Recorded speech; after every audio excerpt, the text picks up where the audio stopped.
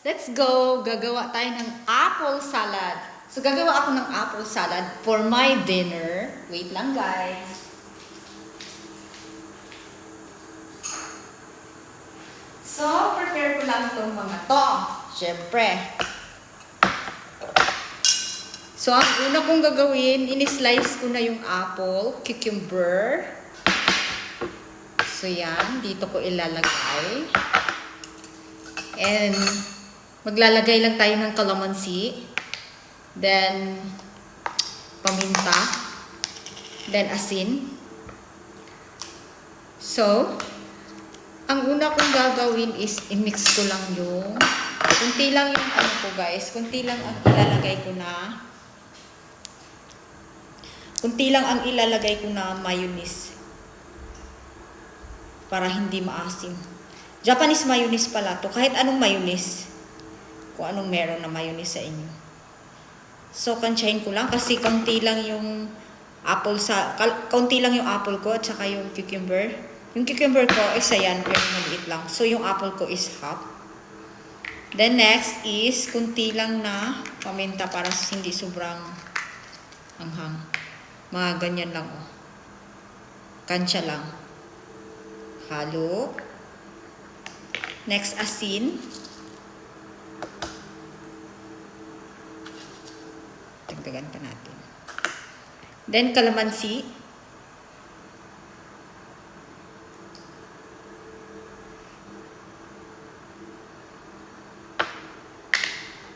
So, nilahat ko na siya. Then, halo-haluin lang.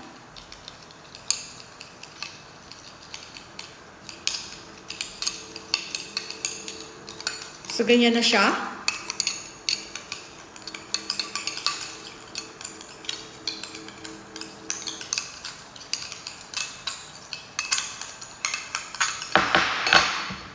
Sa tingin ko kulang pa.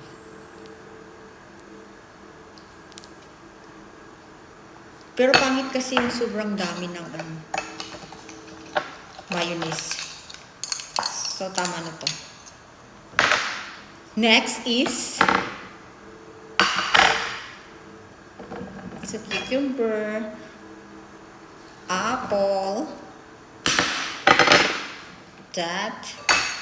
and then, ito na, lagay na natin. Ganyan lang kadali, guys. So, kalat lang natin. So, ito na yung dinner ko.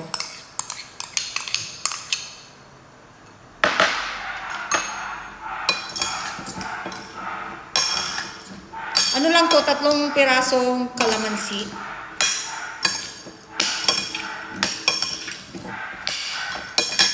Then, lagyan ko lang ng pasas. Ang bango, grabe, promise. Ganyan lang siya. More. So, yun. Ganun lang kadali yung apple salad ko. Cucumber, pasas, raisin. So, yun. Look at that. Diba? Titikman ko siya.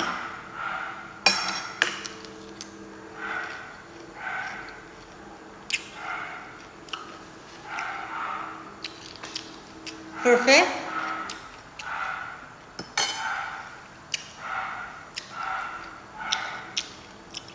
Perfect.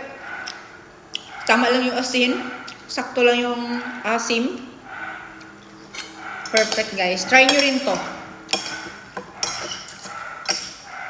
Ang sarap, promise. Ano lang? Paminta na konti. Asin. 3 pirasong kalamansi juice. And then ito. Cucumber. Apple. So, Japanese mayonnaise. Japanese mayonnaise. Yun lang. Thank you!